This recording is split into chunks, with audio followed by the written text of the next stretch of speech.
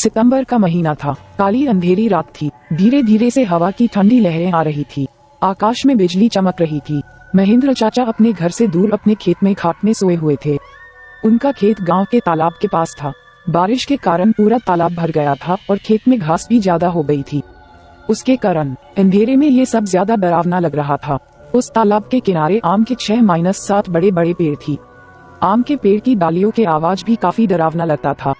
अचानक खेत में बंधी हुई भैंसों ने चिल्लाना शुरू कर दिया। महेंद्र चाचा को पता ही नहीं चल रहा थी कि आखिर यह भैंसें ऐसा क्यों कर रही है। उन्हें लगा कि शायद ठंडी के कारण ये भैंसें ऐसा कर रही होगी। इसीलिए महेंद्र चाचा के खेत में चिमनी जलाई। उस चिमनी के उजाले में महेंद्र चाचा की नजर उनके खाट पे पड़ी। उन्होंने देखा कि एक स्त्री उनकी खाट पे बैठी है। ये देखकर उनका शरीर डर के मारे कांपने लगा। उसी वक्त आकाश में बिजली का तेज झटका हुआ। वैसे तो महेंद्र चाचा बहादुर थे, लेकिन आज उन्हें भी थोड़ा डर लग रहा था। उसी वक्त काका ने आग में सूखी घास डाली और आग को ज्यादा बढ़ाया। इसकी वजह से वो औरत ठीक से दिखाई दे रही थी। महेंद्र चाचा ने तापने के साथ बैठे बैठे ही बूम लगाई, कौन है? पर सामने से कोई प्रतिक्रिया नहीं मिली। इसीलिए काका अचंभित रह गए।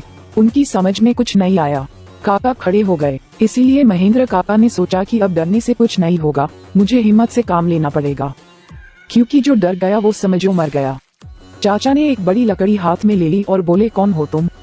तुम्हें क्या लगता है कि मैं तुमसे डर गया हूँ? लेकिन सच तो यही था कि चाचा अंदर से पूरी तरह से डर के मारे कांपने लगे थे।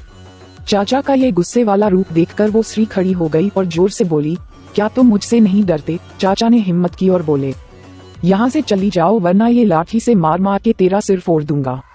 इतना ही बोलता महेंद्र चाचा ने लाठी उठाई और उसी वक्त उस औरत ने आवाज उठाई, अब तू मुझे मेरे ही घर से बाहर निकालेगा? यहाँ पर तो मेरा बचपन गुजरा है, यह मेरा ही घर है, मैं यहाँ सालों से रह रही हूँ। ये सुनकर चाचा का डर और गुस्सा दोनों ही शांत हो गए। उन्हें लग रहा था कि मेरे सामने जो औरत खड़ी है उसे मैं जानता हूँ। उसकी आवाज भी जानी पहचानी लग रही थी। चाचा सोचने लगे कि आखिर यह औरत है कौन? अगर मैं इस औरत को जानता हूँ तो आखिर यह इतनी भयानक और विकराल रूप में क्यों है?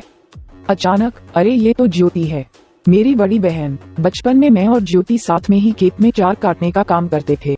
अब महेंद्र चाचा को पूरी बात समझ में आ गई। ये ज्योति के बचपन की बात है। जब ज्योति 14 साल की थी तब इसी खेत में गांव के कुछ बच्चों के साथ खेल रही थी। दूसरे बच्चों की तरह ज्योति भी पेड़ पर चढ़कर एक डाल से दूसरे में डाल पर छलांग लगा रही थी। अचानक ज्योति जिस डाल पर बैठी थी वह डाल टूट गई और ज्योति मुंह के बल नीचे गिर गई। ये देखकर सारे बच्चे डर के मारे चिल्लाने लगे। बच्चों के चिल्लाने की आवाज सुनकर बड़े लोग वहां पहुंचे और ज्योति को उठा के अस्पताल ले गए, लेकिन तब तक काफी देर हो चुकी थी। ज्योति की मौत हो गई थी। महेंद्र चाचा को ये सारी बातें याद आ गई और वह सीधा ज्योति के पास जाके रोने लगे। जब ये बात गांव वालों को पता चली तो सारे गांव वाले चौंक उठे थे। वास्तव में वह ज्योति ही थी। गांव के एक बड़े बुजुर्ग ने कहा कि जब ज्योति मौत हुई थी तब वो एक बच्ची थी, इसीलिए उसे बालक समझ के उसे दफनाया गया था, लेकिन वास्तव में उसका अंतिम संस्कार करने की जरूरत थी। इसीलिए ज्योति की आत्मा आज तक भटक रही है। महेंद्र चाचा ने तुरंत ही ज्योति को जहां दफनाया गया था वहां से उसे निकाला। किसकी भी हिम्मत नहीं हो रही थी कि कोई उसके पास भी जा सके। उसी वक्त ज्योति की आत्मा ने गांव वालों के सामने आके कहा कि हाँ, आपकी बात सही है, मैं मर चुकी हूँ। आप लोगों को मुझसे डरने की जरूरत नहीं है। मैं अभी भी इसी गांव की बेटी हूँ, लेकिन मैं आज दिन तक भटक रही हूँ।